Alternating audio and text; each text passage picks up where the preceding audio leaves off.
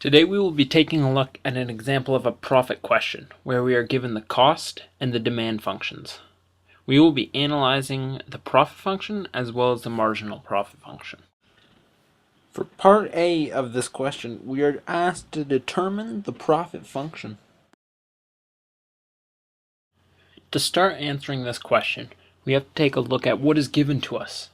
We are given the demand function, which can be found in question 1 on page 137, and the cost function found in the original question. The cost function is the total cost of producing X number of units. The demand function is equal to lowercase p of X, where X is the number of units that can be sold at the price of P. Next, we have to analyze what the question is asking for. We need a profit function, which is equal to the revenue function minus the cost function. However, we are not given the revenue function, meaning we need to find it by multiplying the demand function by our X value. The revenue function is equal to R of X, where X is the number of units sold at the price of the demand function. Now that we have solved for our revenue function, we can substitute that into our profit equation and determine the answer to question A, which is asking for the profit function. The profit function represents the profit from the sale of X number of units, which is why we subtract the cost of the production from the money earned from the sale.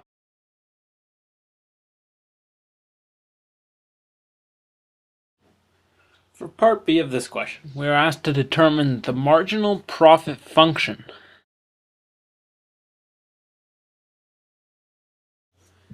The marginal profit refers to the instantaneous rate of change of total profit with respect to the number of items sold.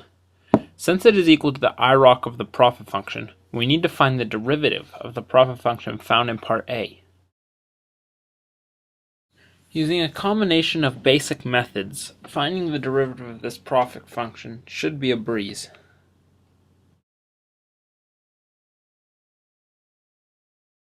When fractions are used as the exponents, finding the derivative can get tricky. Just remember that step 1 is to bring the exponent to the front. Then decrease the exponent by 1, and then simplify and put it into proper form.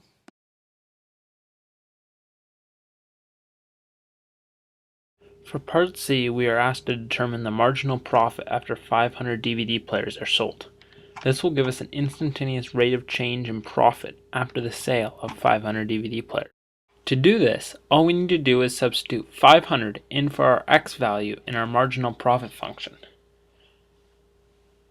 When we solve it, we will end up with a negative answer, meaning that the cost of producing 500 DVD players was greater than the revenue gained from them. If we wanted to maximize our profit, we would set the marginal profit function equal to 0 and solve for X to determine how many DVD players would need to be sold to maximize the profit.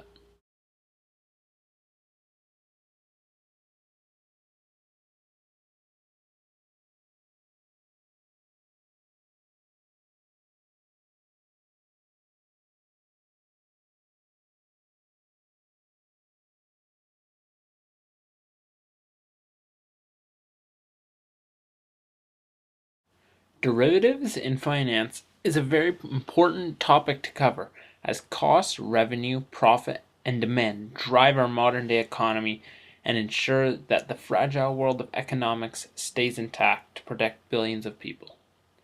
Knowing this stuff is crucial in entrepreneurial positions, jobs related to finance and economics such as stockbrokers, bankers, and accountants. Even if your career does not revolve around the finance sector, knowing this stuff is crucial when investing, shopping, and financing a large purchase such as a car or a house.